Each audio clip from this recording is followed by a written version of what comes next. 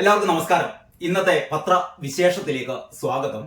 എല്ലാവർക്കും നല്ലൊരു ദിവസം ആശംസിക്കുകയാണ്. കാരണം പത്രത്തെ സംബന്ധിച്ചിടത്തോളം അത്ര സുഖകരമായ കാര്യങ്ങളല്ല ഇന്ന് പറയാൻ. ഇന്നലെ ഒരുപാട് പ്രധാനപ്പെട്ട വാർത്തകളൊക്കെ ഉള്ള ഒരു ദിവസമായിരുന്നു കേട്ടോ. അപ്പൊ എങ്ങനെയാണ് ഈ പത്രങ്ങൾ വാർത്ത കൊടുത്തത്, എങ്ങനെയൊക്കെയാണ് വാർത്ത തിരസ്കരിച്ചത്, വാർത്ത കൊടുക്കാത്തത്, വാർത്ത എങ്ങനെയൊക്കെയാണ് വളച്ചൊടിച്ചത് തുടങ്ങിയ കാര്യങ്ങളൊക്കെയാണ് നമ്മൾ പരിശോധിക്കുന്നത്. പ്രത്യേകിച്ച് ഒരു പത്രങ്ങളോടുള്ള വിരോധം തീർക്കലൊന്നല്ല. പ്രത്യേകിച്ചും ദേശാഭിമാനിയെ പലപ്പോഴും നമ്മൾ വിമർശിക്കാറുണ്ട്.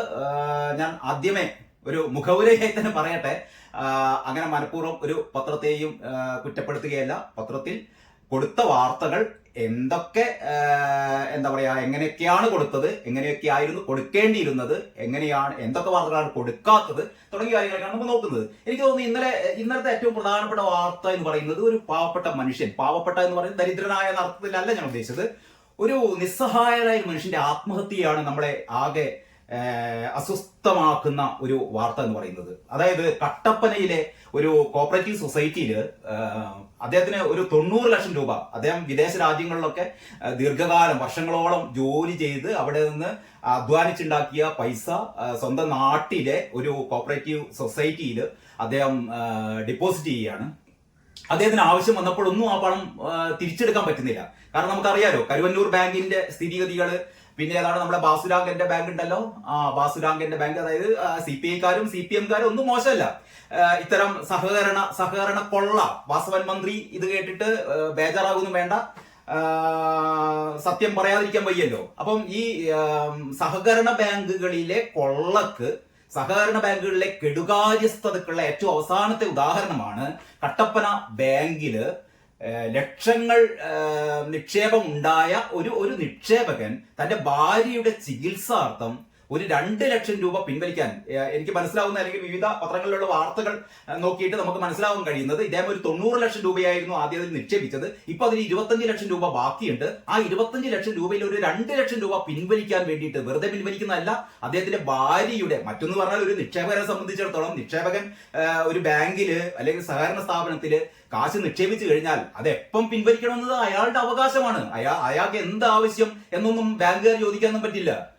അതല്ല, ഇത് ഭാര്യയുടെ ചികിത്സാർത്ഥം, നമുക്കറിയാലോ, ഒരു സ്വകാര്യ ആശുപത്രിയിലൊക്കെ ഒരു 5-6 ദിവസം കിടന്നു കഴിഞ്ഞാൽ തന്നെ ലക്ഷങ്ങളാണ് ചിലവാകുക. അപ്പൊ ഈ മനുഷ്യന് 2 ലക്ഷം രൂപയാണ് ഇദ്ദേഹം ബാങ്കിനോട് ആവശ്യപ്പെട്ടത്, ഈ സഹകരണ സൊസൈറ്റിയോട് ആവശ്യപ്പെട്ട് പിൻവലിക്കാൻ വേണ്ടിയിട്ട് 25 ലക്ഷത്തിൽ. പക്ഷേ ബാങ്കുകാർ കൊടുത്തില്ല, ഈ സഹകരണ സ്ഥാപനം കൊടുത്തില്ല. ഈ പാവപ്പെട്ട മനുഷ്യന് ഒരു ഗതിയുമില്ലാതെ അദ്ദേഹം കുറെ അവിടെ വാക്തർക്കത്തിലൊക്കെ ഏർപ്പെട്ടു. അദ്ദേഹത്തിന്റെ കാരണം എങ്ങനെയാണല്ലോ, നിസ്സഹായനായ മനുഷ്യൻ തന്റെ പ്രതിഷേധമൊക്കെ അവിടെ പ്രകടിപ്പിച്ചു.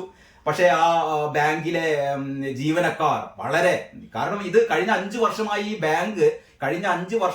ഈ ബാങ്ക് CPM-കാരാണ് ഭരിക്കുന്നത്. പിന്നെ പറയേണ്ട കാര്യമില്ലല്ലോ, സഖാക്കൾ ഭരിക്കുന്ന ബാങ്ക്, എന്താ പറയാ, നമ്മൾ കൊയ്യും വയലെല്ലാം നമ്മുടേതാകും പൈങ്കിളിയെ എന്ന് പറഞ്ഞ പോലെ നമ്മൾ ഭരിക്കുന്ന സംസ്ഥാനത്തെ ബാങ്കുകളെല്ലാം നമ്മുടേതാകും, നമ്മൾ കട്ടുമുടിക്കും എന്ന് തന്നെയാണ് സഖാക്കന്മാരൊക്കെ കരുതുന്നത്. അങ്ങനെയുള്ള കരുവന്നൂർ ബാങ്കിന്റെ ഒരു തുടർച്ച എന്നുള്ള രീതിയിൽ ഈ പറയുന്ന കട്ടപ്പനയിലെ സഹകരണ സൊസൈറ്റിയിലെ സഖാക്കന്മാരായ ജീവനക്കാർ ഈ പാവം മനുഷ്യനെ പിടിച്ച് തള്ളുന്നു, കഴുത്തിന് പിടിച്ച് തള്ളി.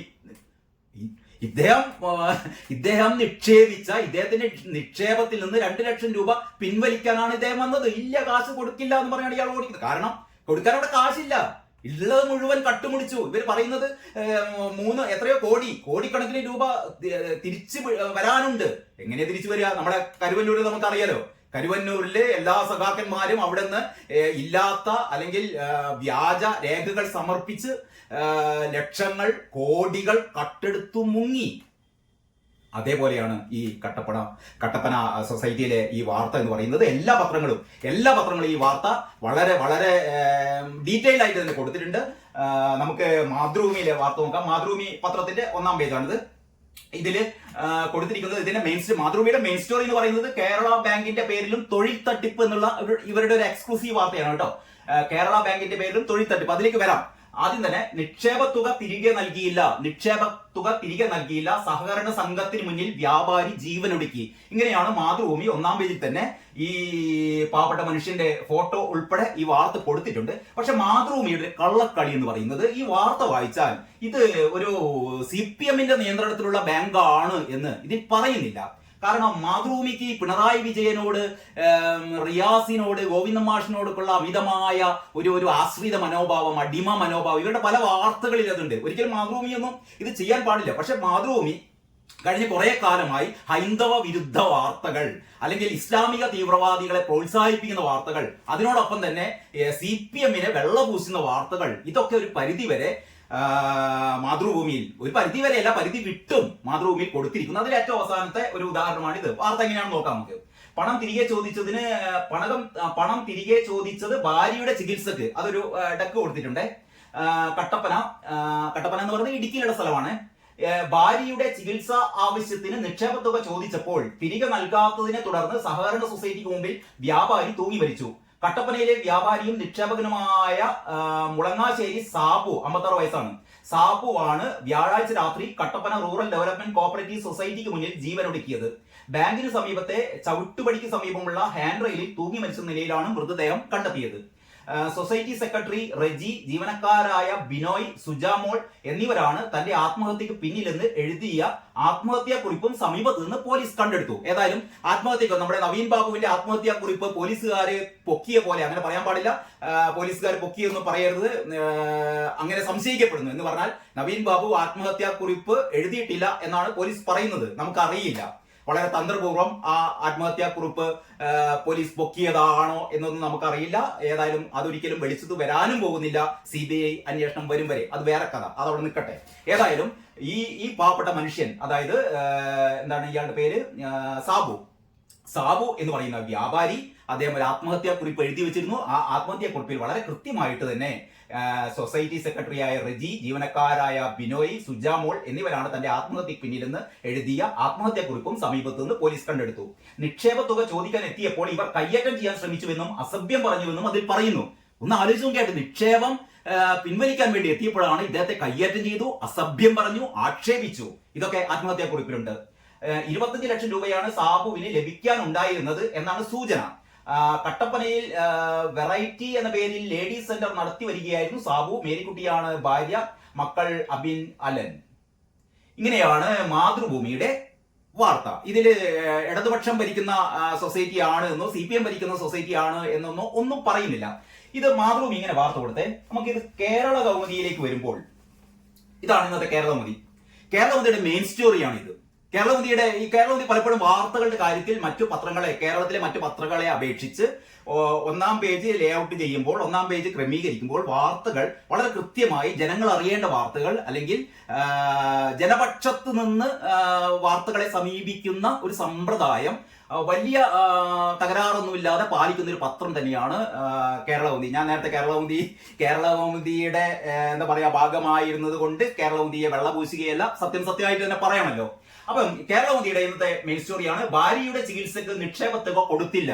വളരെ സ്ട്രൈക്കിംഗ് ആയ തലക്കെട്ട് തന്നെയാണ്. ഭാര്യയുടെ ചികിത്സക്ക് നിക്ഷേപ തുക കൊടുത്തില്ല, വ്യാപാരി സൊസൈറ്റിക്ക് മുന്നിൽ ജീവനൊടുക്കി.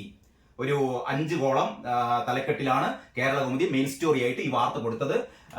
എന്നിട്ട് പറയുന്നു, എന്താ പറയാ, ജീവനക്കാർക്കെതിരെ ആത്മഹത്യാ കുറിപ്പ്, കട്ടപ്പനയിൽ വൻ പ്രതിഷേധം.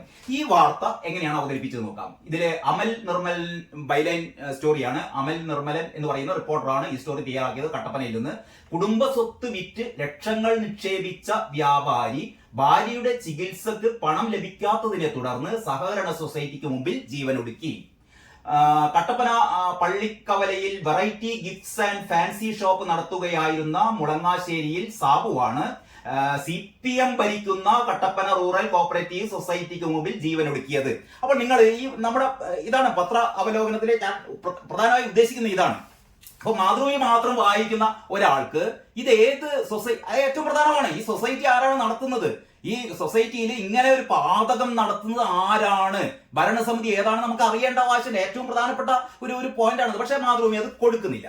ഇതാണ് മാതൃഭൂമിയുടെ കള്ളത്തരം എന്ന് പറയുന്നത്. പക്ഷേ കേരളകൗമുദി വളരെ കൃത്യമായിട്ട് തന്നെ അതിന്റെ 2ാമത്തെ പാരഗ്രാഫിൽ തന്നെ പറയുന്നു, CPM ഭരിക്കുന്ന കട്ടപ്പന റൂറൽ കോഓപ്പറേറ്റീവ് സൊസൈറ്റിക്ക് മുമ്പിൽ ജീവനൊടുക്കിയത്. എന്നിട്ട് പറയുന്നു, നാട്ടുകാരുടെ പ്രതിഷേധത്തെ തുടർന്ന് 6 മണിക്കൂറിന് ശേഷമാണ് മൃതദേഹം പോസ്റ്റ്മോർട്ടത്തിനായി ഇടുക്കി മെഡിക്കൽ കോളേജിലേക്ക് കൊണ്ടുപോകാനായത്. ഇതൊന്നും മാതൃഭൂമിയിൽ പറയുന്നില്ല കേട്ടോ. തൊടുപുഴയിലെ സ്വകാര്യ ആശുപത്രിയിൽ കഴിയുന്ന ഭാര്യയെ ഡിസ്ചാർജ് ചെയ്യാൻ 2 ലക്ഷം രൂപ ആവശ്യപ്പെട്ട് വ്യാഴാഴ്ച സാബു എത്തിയിരുന്നു. വെള്ളിയാഴ്ച രാവിലെ 7:30 മണിയോടെയാണ് സൊസൈറ്റി ഓഫീസിലേക്കുള്ള സ്റ്റെയർ കേസിൽ തൂങ്ങി മരിച്ച നിലയിൽ കണ്ടത്. കെട്ടിടത്തിൽ താമസിക്കുന്നവരാണ് മൃതദേഹം കണ്ടത്. പോക്കറ്റിൽ നിന്നാണ് കട്ടപ്പന പോലീസ് ആത്മഹത്യാക്കുറിപ്പ് ലഭിച്ചത്. മരണത്തിന് ഉത്തരവാദികൾ ബാങ്ക് സെക്രട്ടറി റജി, ജീവനക്കാരനായ ബിനോയ്, സുജാമോൾ എന്നിവരാണെന്ന് ഈ കത്തിൽ പറയുന്നു, ആത്മഹത്യാക്കുറിപ്പിൽ പറയുന്നു.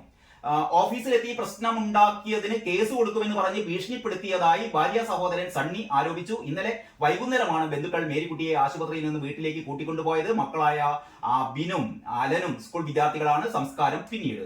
ഇനി ഇതിൽ പ്രത്യേക ഒരു ബോക്സ് സ്റ്റോറി ഉണ്ട്. ആ ബോക്സ് സ്റ്റോറിയിൽ ഈ ആത്മഹത്യാ കുറിപ്പിന്റെ ഒരു ഫോട്ടോയും കൊടുത്തിട്ടുണ്ട്. സൊസൈറ്റിക്ക് ബാധ്യത 20 കോടി എന്ന് പറഞ്ഞാൽ 20 കോടിയാണ് ഇവിടുന്ന് വെട്ടിപ്പ് നടത്തിയത്. ഈ ബാങ്കിൽ നിന്ന്, CPM ഭരിക്കുന്ന ബാങ്കിൽ നിന്ന്, കഴിഞ്ഞ 5 വർഷമായി CPM ഭരിക്കുന്ന ബാങ്കിൽ നിന്ന് ഇവിടുത്തെ എന്താ പറയാ, ഇവിടെ വ്യാജരേഖകളൊക്കെ ഉണ്ടാക്കിയിട്ട് കരുവന്നൂർ ബാങ്ക് പോലെ ഇവിടെ നിന്ന് 20 കോടിയാണ് സഖാക്കന്മാർ മുക്കിയത്. എന്നിട്ട് ഒരു പാവം മനുഷ്യനെ കെട്ടിത്തൂക്കി കൊന്നു എന്ന് തന്നെ പറയേണ്ടിയിരിക്കുന്നു. കാരണം ഒരു ഗതിയുമില്ലാതെയാണ് ഈ മനുഷ്യൻ ആത്മഹത്യ ചെയ്തത്. സൊസൈറ്റിക്ക് ബാധ്യത 20 കോടി, സാബുവിന് കിട്ടാൻ 12 ലക്ഷം എന്നാണ് കേരളമുനി പറയുന്നത്. അതിൽ പറയുന്നു, നിക്ഷേപകർ കൂട്ടത്തോടെ പിൻവലിക്കാൻ തുടങ്ങി. തവണകളായാണ് മടക്കി കൊടുത്തുകൊണ്ടിരിക്കുന്നത് ബാങ്കിൽ നിന്ന്. 50 ലക്ഷത്തിലധികം രൂപയാണ് സാബു നിക്ഷേപിച്ചിരുന്നത്. തവണകളായി തിരികെ കൊടുത്തുകൊണ്ടിരുന്നു. ഇനി നൽകാൻ 12 ലക്ഷത്തോളമാണെന്ന് സൊസൈറ്റി അധികൃതർ തന്നെ പറയുന്നുണ്ട്. 12 ലക്ഷം രൂപയാണ് ഇനി സാബുവിന് കൊടുക്കാനുള്ളത്. അതിൽ നിന്നായിരുന്നു 2 ലക്ഷം രൂപ ചോദിച്ചത്. പക്ഷെ അത് കൊടുത്തില്ല. അതിന് പകരം കഴുത്ത് പിടിച്ച് തള്ളി, ഉന്തി, ഇയാളുടെ പരിഹസിച്ചു, അപഹസിച്ചു, മർദ്ദിച്ചു. അവസാനം ഈ മനുഷ്യൻ ആത്മഹത്യ ചെയ്തു. അപ്പൊ ഈ വാർത്ത വളരെ കൃത്യമായി, വ്യാപകമായ പ്രതിഷേധം എന്ന് പറയുന്ന വേറെ സബ്ഹെഡിംഗ് ഉണ്ട്. ഇനി വാസവൻ മന്ത്രിയുടെ ഒരു പ്രതികരണം കൊടുത്തിട്ടുണ്ട്. ജില്ലാ കലക്ടറോട് റിപ്പോർട്ട് ആവശ്യപ്പെട്ടിട്ടുണ്ട്, ലഭിച്ച ശേഷം പ്രതികരിക്കാം. ഈ മന്ത്രിമാരൊക്കെ അങ്ങനെയാണ്. എന്ത് പ്രശ്നം ഉണ്ടെങ്കിലും, നമ്മുടെ വീണ ജോർജ് ആണ് ഇതിൽ 1-ം സ്ഥാനത്ത്, എന്ത് പ്രശ്നം ഉണ്ടെങ്കിലും അന്വേഷണത്തിന് ഉത്തരവിട്ടിരിക്കുന്നു. അന്വേഷണ റിപ്പോർട്ട് വരട്ടെ, എന്നിട്ട് പ്രതികരിക്കാം. അന്വേഷണത്തിന് ഉത്തരവിട്ടിരിക്കുന്നു. ഏതന്വേഷണം, എന്തന്വേഷണം, എപ്പോ റിപ്പോർട്ട് വരാൻ? നമ്മളാരും പിന്നെ ഈ അന്വേഷണ റിപ്പോർട്ടും കണ്ടിട്ടില്ല, ഒന്നും കണ്ടിട്ടില്ല. ഇതാണ് വാസവൻ മന്ത്രി ഇപ്പൊ ചെയ്യുന്നത്. അന്വേഷിക്കട്ടെ. അന്വേഷിച്ചു കഴിഞ്ഞാൽ ഈ മനുഷ്യൻ എന്തായാലും ജീവൻ തിരിച്ചു കൊടുക്കാൻ വാസവന് പറ്റിയില്ലല്ലോ, എന്റെ വാസവൻ ചേട്ടാ. അപ്പൊ ഇതാണ് കേരള കൗമുദിയിലെ വാർത്ത. ഇതേ വാർത്ത തന്നെ മാധ്യമം എങ്ങനെയൊക്കെ ഒരു കുത്തിത്തിരിപ്പുണ്ടാക്കുന്ന പത്രമാണെങ്കിലും വാർത്തകളുടെ കാര്യത്തിൽ സമഗ്രമായ വാർത്തകൾ കൊടുക്കുന്ന ഒരു പത്രം തന്നെയാണ് മാധ്യമം. മാധ്യമത്തിന്റെ ടോപ്പ് ബാർ സ്റ്റോറിയാണ്. നിക്ഷേപം തിരിച്ചു നൽകിയില്ല, സഹകരണ സ്ഥാപനത്തിന് മുന്നിൽ വ്യാപാരി ജീവനൊടുക്കി. ഏറ്റവും ടോപ്പ് തന്നെ, ഏറ്റവും നന്നായിട്ട് തന്നെ മാധ്യമം വാർത്ത കൊടുത്തിട്ടുണ്ട്. മാധ്യമത്തിന്റെ വാർത്ത എങ്ങനെയാണെന്ന് നോക്കാം. നിക്ഷേപം തിരിച്ചു കിട്ടാത്തതിന്റെ മനോവിഷമത്തിൽ കട്ടപ്പന റൂറൽ ഡെവലപ്മെന്റ് കോഓപ്പറേറ്റീവ് സൊസൈറ്റിക്ക് മുമ്പിൽ വ്യാപാരി ജീവനൊടുക്കി. കട്ടപ്പന പള്ളിക്കവലയിൽ വെറൈറ്റി ലേഡീസ് സെന്റർ നടത്തിയിരുന്ന മുളങ്ങാശ്ശേരിയിൽ സാബുവാണ് തൂങ്ങി മരിച്ചത്. ബാങ്ക് ജീവനക്കാരാണ് തന്റെ ആത്മഹത്യക്ക് പിന്നിലെന്ന് എഴുതിയ സാബുവിന്റെ ആത്മഹത്യാക്കുറിപ്പും സമീപത്തു നിന്ന് ലഭിച്ചു. CPM ഭരിക്കുന്ന സൊസൈറ്റിയിൽ നിന്ന് 25 ലക്ഷം രൂപയാണ് സാബുവിന് ലഭിക്കാനുണ്ടായിരുന്നത് എന്നാണ് പറയുന്നത്. CPM ഭരിക്കുന്ന സൊസൈറ്റിയിൽ നിന്ന് മാധ്യമവും അതേപോലെ വാർത്ത കൊടുത്തു. ഇനി മലയാള മനോരമയിലെ ആദ്യത്തെ 1-ാം പേജിൽ ആ വാർത്ത ഇല്ല. യെസ്, മലയാള മനോരമക്ക് 1-ാം പേജ് ഉണ്ട്. രണ്ടാമത്തെ 1-ാം പേജിൽ ഇതാ മെയിൻ സ്റ്റോറി കഴിഞ്ഞിട്ട് പാർലമെന്റിലെ അടിച്ചു പിരിഞ്ഞാണ് മെയിൻ സ്റ്റോറി. അത് കഴിഞ്ഞിട്ടാണ് കൊടുത്തത്. സഹകരണ സൊസൈറ്റി മുമ്പിൽ നിക്ഷേപകൻ ജീവനൊടുക്കി. ഭാര്യയുടെ ചികിത്സക്ക് പണം കൊടുക്കാതെ അപമാനിച്ചെന്ന ആരോപണം. സഹകരണ സൊസൈറ്റി മുമ്പിൽ നിക്ഷേപകൻ ജീവനൊടുക്കി. ആത്മഹത്യാക്കുറിപ്പ് കണ്ടെത്തിയെന്ന് പോലീസ്. മനോരമ പറയുന്നത് എങ്ങനെയാണ്? നിക്ഷേപകൻ കൂടിയായ വ്യാപാരിയെ കട്ടപ്പന റൂറൽ ഡെവലപ്മെന്റ് കോഓപ്പറേറ്റീവ് സൊസൈറ്റിക്ക് മുമ്പിൽ ജീവനൊടുക്കിയ നിലയിൽ കണ്ടെത്തി. സൊസൈറ്റിയിൽ നിക്ഷേപിച്ചിരുന്ന പണം ഭാര്യ മേരിക്കുട്ടിയുടെ ചികിത്സക്കായി തിരികെ ആവശ്യപ്പെട്ടപ്പോൾ അധികൃതർ അപമാനിച്ച് ഇറക്കി വിട്ടെന്ന് വ്യക്തമാക്കിയുള്ള ആത്മഹത്യാക്കുറിപ്പ് കണ്ടെത്തി. കട്ടപ്പന പള്ളിക്കവലയിൽ വെറൈറ്റി ലേഡീസ് സെന്റർ നടത്തുന്ന മുളങ്ങാശ്ശേരി സാബു തോമസ്, പേര് മുഴുവനായിട്ട് പറയുന്നില്ല, മറ്റു പത്രങ്ങളൊക്കെ വെറും സാബുന്നേ പറയുന്നുള്ളൂ. സാബു തോമസ് 56 ആണ് മരിച്ചത്. ഇന്നലെ രാവിലെ 7:07 മകനാണ് ഇദ്ദേഹത്തെ തൂങ്ങി മരിച്ച നിലയിൽ കണ്ടെത്തിയത്. ഇടത് ഭരണസമിതിക്ക് കീഴിലാണ് സൊസൈറ്റി.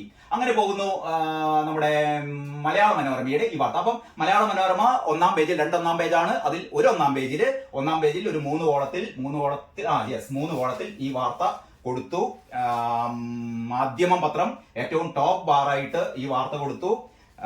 കേരള കൗമുദി ആവട്ടെ ഏറ്റവും നന്നായിട്ട് മെയിൻ സ്റ്റോറി ആയിട്ട് തന്നെയാണ് ഈ വാർത്ത കൊടുത്തത്. മാതൃഭൂമി പത്രം ഇത് ഇടതുപക്ഷമാണ്, CPM ആണ് എന്നൊന്നും പറയാതെ കുറെ ഭാഗങ്ങൾ മുക്കിയിട്ട് ഇതല്ല. മാതൃഭൂമി പത്രാധിപ സമിതി അംഗങ്ങൾ ഓർമ്മിക്കുകയാണ്, ഇങ്ങനെ പത്രം നടത്തിയിട്ട് നിങ്ങൾ, പ്രത്യേകിച്ച് മാതൃഭൂമി എന്ന് പറയുന്നത് കേരളത്തിന്റെ പത്രപ്രവർത്തന രംഗത്ത് പാരമ്പര്യമുള്ള ഏറെ പാരമ്പര്യമുള്ള പത്രമാണ്. ആ പത്രം ഇമ്മാതിരി തെമ്മാടിത്തം കളിക്കരുത് എന്ന് മാത്രമേ പറയാനുള്ളൂ. വാർത്ത സത്യസന്ധമായി കൊടുക്കണം. പിണറായി വിജയന്റെ, ഗോവിന്ദൻ മാഷിന്റെ കാല് തിരുമ്മിയിട്ട് അതിൽ കൂടുതലൊന്നും ഞാൻ പറയുന്നില്ല. ഇനി ഇതൊക്കെ പോട്ടെ, ഒരു പത്രം പറയാൻ വിട്ടുപോയി. നമ്മുടെ പത്രം, നമ്മുടെ സ്വന്തം പത്രം ദേശാഭിമാനി ഈ വാർത്ത എങ്ങനെ കൊടുത്തു എന്നറിയാൻ നമുക്കൊക്കെ താല്പര്യമുണ്ടല്ലോ. ദേശാഭിമാനിയുടെ 1-ാം പേജാണ്. ദേശാഭിമാനിയുടെ 1-ാം പേജിലെ വാർത്തകൾ എന്തൊക്കെയാണെന്ന് വെച്ചാൽ, MT യുടെ നില അതീവ ഗുരുതരം. ഒക്കെ എല്ലാ പത്രങ്ങളും കൊടുത്തിട്ടുണ്ട്. സപ്ലൈകോ ക്രിസ്മസ് ചന്ത ഇന്നു മുതൽ. അടുക്കളയും തിളങ്ങും, അടുക്കള തിളങ്ങാൻ പോവുകയാണ്. അതിനെപ്പറ്റി പറയുന്നുണ്ട്. അത് വേറെ രസകരമായ കാര്യമാണ്. സുവർണ ചകോരം മാലുവിന് അഭിമാനമായി ഫെമിനിച്ചി ഫാത്തിമ. കോടതി അംഗീകരിച്ചാൽ ഉടൻ ടൗൺഷിപ്പ്. മുണ്ടക്കൈ പുനരധിവാസം. അമിത്ഷായുടെ അംബേദ്കർ അവഹേളനം. പ്രതിഷേധത്തിൽ മുങ്ങി ശീതകാല സമ്മേളനത്തിന് സമാപനം. ഇതാണ് ദേശാഭിമാനിയുടെ 1-ാം പേജ്. ഇതിൽ നമ്മുടെ സാബുവിന്റെ ആത്മഹത്യ ഇല്ല, അങ്ങനെ ഒരു സംഭവം നടന്നതായി ദേശാഭിമാനിക്ക് എന്താണ് നേരത്തെ അറിയാൻ ഇത് മാത്രം വായിക്കുന്ന, ദേശാഭിമാനി മാത്രം വായിക്കുന്ന കുറെ അന്തം കമ്മികൾ കേരളത്തിലുണ്ട്. ഇവർക്ക് ഇന്ന് ഈ വാർത്ത കിട്ടില്ല. അതുകൊണ്ട് വലിയ തകരാറൊന്നുമില്ല. പക്ഷേ ഇവരുടെ വിചാരം ഈ ദേശാഭിമാനി കൊടുക്കാത്ത വാർത്തകളൊക്കെ കള്ളവാർത്തകളാണ്. അപ്പോൾ ദേശാഭിമാനി എന്ന് പറയുന്ന ഈ സത്യസന്ധമായ പത്രത്തെ മാത്രം വിശ്വസിക്കുന്ന കേരളത്തിലെ കുറെ അടിമക്കമ്മികൾ, അന്തം കമ്മികൾ ഇന്ന് സാബു എന്നൊരു മനുഷ്യൻ ആത്മഹത്യ ചെയ്തിട്ടില്ല. ഇത് വലതുപക്ഷ മാധ്യമങ്ങളുടെ കുത്തിത്തിരിപ്പാണ്. അതായത് കേരളകൗമുദിയുടെയും മനോരമയുടെയും മാധ്യമത്തിന്റെയും ഒരു പരിധിവരെ മാതൃഭൂമി വാർത്ത കൊടുത്തല്ലോ.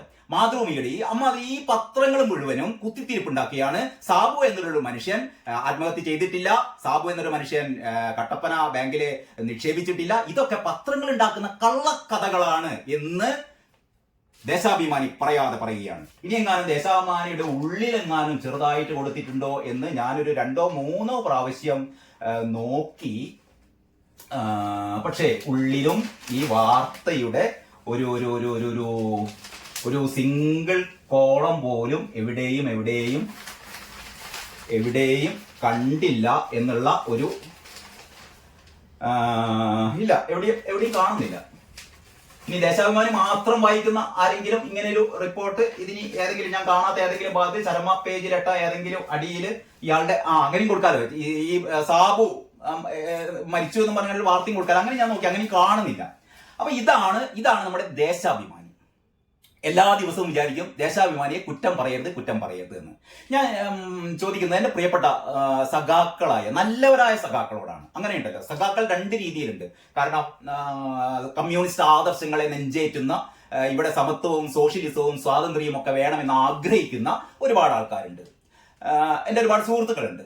അവരോട് ഇത് ദേശാഭിമാനി ചെയ്തത് ശരിയായോ എന്നാണ് ചോദിക്കാനുള്ള. അതായത് ഇന്നലെ നടന്ന ഏറ്റവും പ്രധാനപ്പെട്ട, നമ്മുടെയൊക്കെ ഒന്ന് ആലോചിച്ച് നോക്കിയാട്ടെ, ഇതില് സ്വന്തം ഭാര്യ ആശുപത്രിയിൽ കിടന്നിട്ട് 2 ലക്ഷം രൂപ ബില്ലായി. ഇത് തന്റെ സമ്പാദ്യം ഒരു 25 ലക്ഷം രൂപ, പത്രങ്ങൾ പല രീതിയിലാണ് കൊടുക്കുന്നത്, 25 ലക്ഷം രൂപ, 12 എന്തെങ്കിലും ആവട്ടെ, 2 ലക്ഷത്തിൽ കൂടുതൽ ബാങ്കിൽ ഉണ്ടല്ലോ.